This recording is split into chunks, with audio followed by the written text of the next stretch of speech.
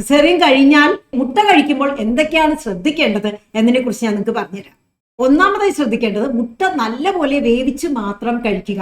അതായത് പുഴുങ്ങി അല്ലെങ്കിൽ ഓംലെറ്റ് ഉണ്ടാക്കി അല്ലെങ്കിൽ എഗ് ബുർജി ഈ രീതിയിലെല്ലാം മാത്രം കഴിക്കുക. ഹാഫ് ബോയിൽഡ് എഗ്ഗോ അല്ലെങ്കിൽ പച്ചയ്ക്കോ മുട്ട കഴിക്കുന്നത് തീർത്തും ഒഴിവാക്കുക. കാരണം സാൽമണല്ല പോലെയുള്ള ഫുഡ് പോയ്സണിങ് ഉണ്ടാകാനുള്ള സാധ്യതയുണ്ട്. രണ്ടാമതായി ശ്രദ്ധിക്കേണ്ടത് മുട്ട കഴിക്കുമ്പോൾ നിങ്ങൾക്ക് ഗ്യാസ് വന്ന് വയറ് തീർക്കുന്നതായിട്ടൊക്കെ തോന്നുകയാണ് എന്നുണ്ടെങ്കിൽ പാകം ചെയ്യുമ്പോൾ സ്വല്പം കുരുമുളക് പൊടിയോ അല്ലെങ്കിൽ സ്വല്പം കായമോ ചേർക്കാം. അങ്ങനെ ചെയ്യുമ്പോൾ ഈ അസ്വസ്ഥത കുറയുന്നതായി പലരും പറഞ്ഞിട്ടുണ്ട്. മൂന്നാമതായി ശ്രദ്ധിക്കേണ്ടത് ഡെലിവറി എല്ലാം കഴിഞ്ഞ ശേഷം നമ്മുടെ ശരീരം ഒന്ന് നോർമൽ ആകുന്നത് വരെ ചിലപ്പോൾ നമുക്ക് അലർജി മറ്റു കാര്യങ്ങളും എല്ലാം കുറച്ച് കൂടുതലായി വരാനുള്ള സാധ്യതയുണ്ട്. അപ്പോൾ മുട്ട കഴിക്കുമ്പോൾ നിങ്ങൾക്ക് ശ്വാസതടസ്സം അല്ലെങ്കിൽ ചൊറിച്ചൽ, സ്കിന്നെല്ലാം ചുമന്ന് തടിച്ചു വരിക ഇതൊന്നും വരുന്നില്ലല്ലോ എന്ന് ഉറപ്പാക്കുക. മുട്ട കഴിക്കാമോ, മുട്ടയുടെ മഞ്ഞ കഴിച്ചാൽ മുറിവ് ഉണങ്ങാൻ താമസിക്കുമോ എന്നതിനെ കുറിച്ചെല്ലാം നമ്മൾ വേറൊരു ഷോർട്സിൽ കണ്ടു. ഇനിയിപ്പോൾ വരുന്ന പ്രധാന ഒരു ചോദ്യം ഏത് തരം മുട്ടയാണ് ഏറ്റവും നല്ലത് എന്നാണ്. അതിനെക്കുറിച്ച് മറ്റൊരു ഷോർട്സിൽ അധികം വൈകാതെ തന്നെ പറഞ്ഞുതരാം കേട്ടോ.